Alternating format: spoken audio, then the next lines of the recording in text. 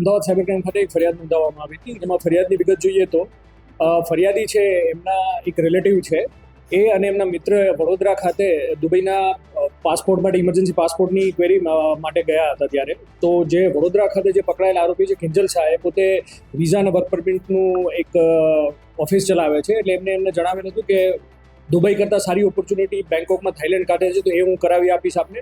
એ બાબતે એમને જાણ કરતા જે વિક્ટીમ છે એ અને એમના મિત્રને થાઈલેન્ડમાં બેંકોક ખાતે જોબ માટે આઈટી કંપનીમાં જોબ આવી છે એની માટેના બધા ડોક્યુમેન્ટ એમની પાસેથી લઈ અને બીજા એક જે અત્યારે ફરાર આરોપી છે અભિષેક સિંહ, જે વડોદરાના છે ને હાલ દુબઈ ખાતે છે, એમનો સંપર્ક કરાવી આપેલો વોટ્સએપમાં. અને પછી એમના બધા ડોક્યુમેન્ટ કરાવી અને સામે અભિષેક સિંઘે એક અન્ય ચાઇનીઝ વ્યક્તિ સાથે એમનો વિડીયો કોલ અરેન્જ કરાવ્યો હતો. અને પછી એમને જાણ કરી હતી કે આપના ડોક્યુમેન્ટ આપી અને આપના અમે જે અહીંયા છે વર્ક પરમિટ કરાવી આપશું, આપણે ટુરિસ્ટ વિઝામાં બેંકોક આવવાનું રહેશે. અને બેંકોકમાં જે આઈટી કંપની છે ત્યાં આપને એક મહિને 1 લાખની સેલરી અને જે ખર્ચો છે રહેવાનો એ બધું કંપની ભોગવશે. આવી રીતના કહી અને એમને આ બંને જે વિક્ટીમ છે એમને થાઈલેન્ડમાં બેંકોક ખાતે ફ્લાઇટ દ્વારા લાવવામાં આવ્યા હતા. પછી ત્યાં એમને જ્યારે એ બેંકોક જાય છે ત્યારે બેંકોકની બહાર જે અભિષેક સિંહ છે એમને વોટ્સએપમાં એક વ્યક્તિનો નંબર મોકલે છે અને એને કહે છે કે એમને આપ આપની સેલ્ફી મોકલી અને આપનો પાસપોર્ટ આપી દેજો, એ આપને કંપની ખાતે લઈ આવશે. અને ત્યાં એક ટેક્સી આવીને પછી જે વિક્ટીમ છે એમને લઈ ત્યાંથી 300 કિલોમીટર દૂર મ્યાનમાર થાઈલેન્ડની બોર્ડર પાસે એક હોટલમાં એમને રાતના સ્ટે કરાવવામાં આવે છે. ત્યાં આ બોર્ડર પાસે એમના જેવા બીજા અન્ય 13 થી 14 લોકો ત્યાં હોટલમાં સ્ટે કરાવવામાં આવેલો હતો.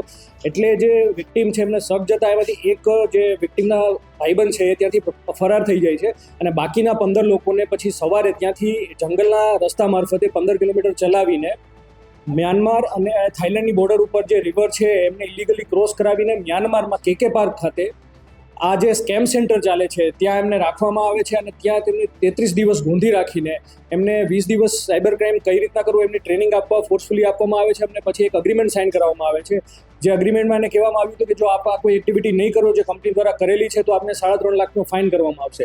જ્યારે અને જે વિક્ટીમ છે એને માનસિક ટોર્ચર બી આપવામાં આવ્યું હતું, ફિઝિકલ ટોર્ચર બી કરવામાં આવ્યું હતું. એટલે વિક્ટીમે જ્યારે ના પાડી છે તો પછી એમને કહેવામાં આવે છે કે આપણે 3.5 લાખ રૂપિયાનો ફાઇન ભરવો પડશે. એટલે વિક્ટીમે એમના મામા સાથે અહીંયા જે સંપર્ક સાધેલો હતો અને એમના મામાએ આ પૈસા, આ રેન્સમના પૈસા એમને ભરી અને પછી એ જે વિક્ટીમ છે એમને ફરીથી ઇલીગલી બોર્ડર ક્રોસ કરાવીને થાઈલેન્ડમાં બોર્ડર પાસે મોકલવામાં આવે છે. અને પછી એમને કહેવામાં આવે છે કે આપ આપની રીતે ફ્લાઇટ કરીને પછી ઇન્ડિયા જતા રહો.